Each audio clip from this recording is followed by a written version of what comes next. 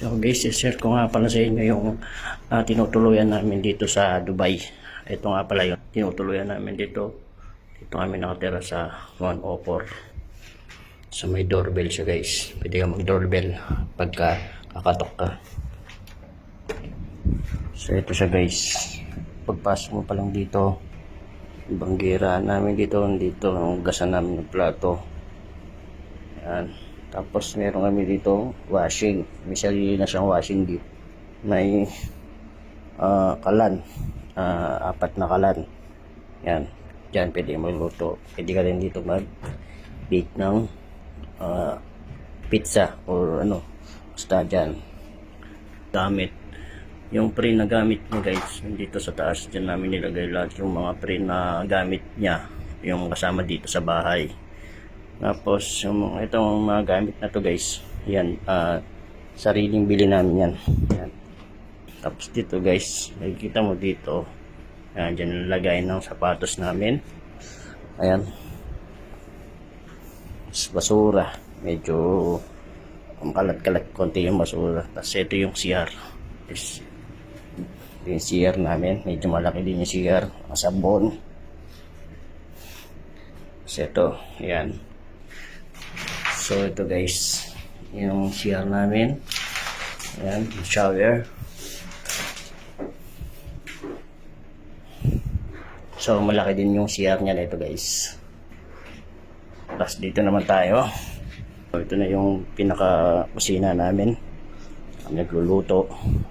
Tapos dito naman guys, makita naman may aircon din kami dito.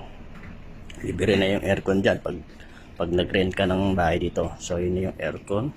So yun yung aircon. Ito naman yung rep. Ito guys, pag nag-rent ka ng bahay dito sa Dubai, may libre ng rep. Dito kami kumakain, salo-salo. Pag kumpleto kami dito sa bahay. Ayan. Tubig. Yan, may mga pagkain natin dyan naka-imbak. So may TV din guys. Ito yung libreng TV ng bahay. Pag kung pa ka dito, may libreng TV. May pili siyang TV. Tapos yun doon kami natutulog. Mga bata. Yan. Double deck yun. Tapos dito guys, kita nyo, computer dyan. Meron din dito meron din dito aparador. Yan. Yan.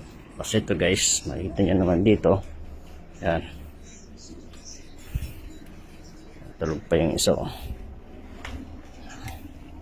Kasi ito guys, meron ditong ito yung balcony namin dito guys. Dito kami minsan tumatambay pag medyo malamig sa loob. Kasi yung aircon kasi dito guys, hindi pinapatay yung aircon dito. Magdamag yung aircon kaya minsan napakalamig dun sa loob. Dito kami tumatambay sa may balcony. So dito nakalagay yung dudumi namin damit. At dito rin kami nagsasampay. Ayan guys. Yan din sampayan namin. Yung mga ibang gamit dyan nakatambak. Yan mga gamit. Yung mga kasi medyo hindi nakakasya dun sa loob. Dito na tinambak yung iba. So ito lang yung balcony niya. Guys, makikita nyo pag dito kami nakatambay. Pamparelax dito. Pampawala ng stress. Ayan. So may tanawin ka dito. Minsan dito ako nagbibideo, nagbe-vlog. Yung sa mga pupunta ng Dubai or titira ng Dubai, ito lang yung masasuggest ko sa inyo na pwede nyong upaan na bahay makukuha nyo kung pamilya kayo guys